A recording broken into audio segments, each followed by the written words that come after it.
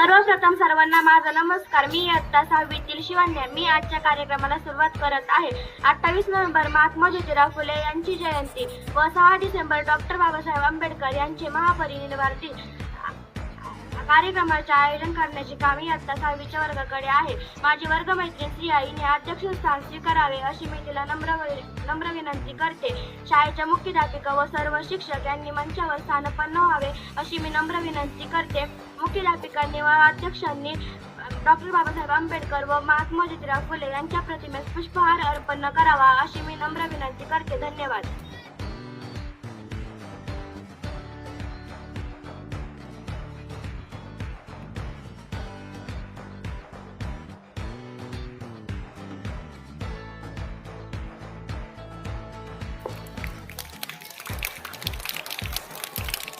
यापुढील कार्यक्रमाचे सूत्रसंचालन मी करणार आहे. आता आपण या दोन व्यक्तींचे विचार, त्यांचे कार्य आणि त्यांच्या जीवनातील काही प्रसंग याबाबत ऐकवा. आता इयत्ता 6वीतील वेदिका आपले मनोगत व्यक्त करेल. सन्माननीय व्यासपीठ आणि माझ्या मित्रमैत्रिणींना, आज मी महात्मा फुले यांच्या कार्याबद्दल बोलणार आहे. मुलींसाठी शाळा सुरू करताना त्यांना अतोनात कष्ट सहन करावे लागले, पण तरीही ते आपल्या विचारांपासून डगमगले नाहीत.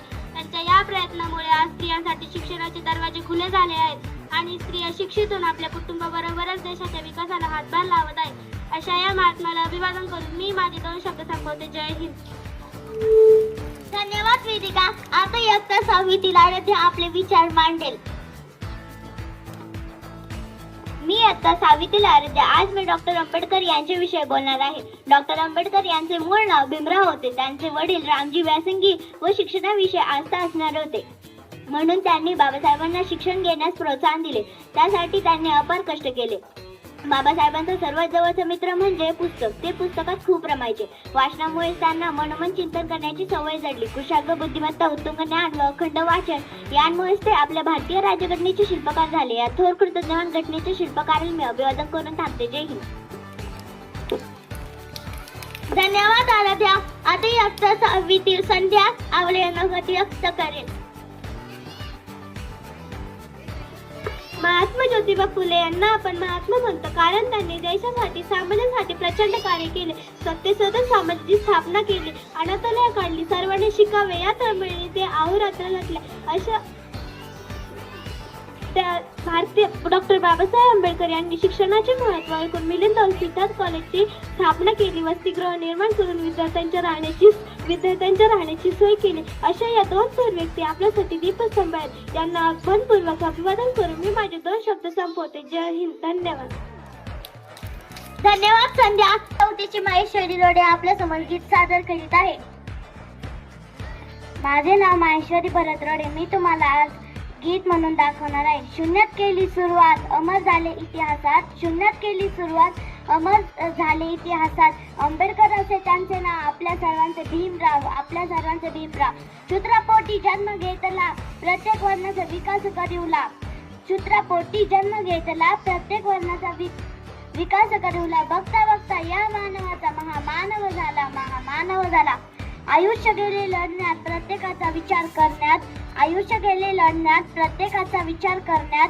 या देशाला समतेकडे नेण्यात, प्रत्येकाला भारतीय म्हणून घडवण्यात. बालपण जोडिले, पुस्तकांना तोडिले, अनेक बांधांना न्याय मिळवून दिला बहुजनांना. निर्माण केले संविधान, घडले कारण लोकशाही. चला माझ्या या महामानवाला. आता मी आजच्या कार्यक्रमाच्या अध्यक्षाला विनंती करते की त्यांनी आपले मनोगत व्यक्त करावे. नमस्कार, माझे नाव सिया. मित्रमैत्रिणींनो, मला अध्यक्षपद दिल्याबद्दल सर्वप्रथम मी आपल्याला धन्यवाद देते. आपण अनेक विद्यार्थ्यांचे विचार ऐकून त्यातून आपल्याला 2 थोर व्यक्तींची कार्याची, विचाराची माहिती मिळते. किंवा विंदा वर्तीकरांनी म्हटल्याप्रमाणे देणाऱ्याने देत जावे, घेणाऱ्याने घेत जावे, घेता घेता एक दिवस देणाऱ्याचे हात घ्यावे. महात्मा फुले व डॉक्टर बाबासाहेब आंबेडकर यांच्या कार्याने, त्यागाने, सेवेने प्रेरित होऊन आपण शिक्षकांची गंगा घरोघरी पोहोचवण्याचा संकल्प करूया. हेच आपले बोलून त्यांना खरे अभिवादन ठरेल. एवढे बोलून मी माझे 2 शब्द संपवते. जय हिंद. धन्यवाद सिया. आता आभार प्रदर्शन ज्ञानेश्वरी करेल.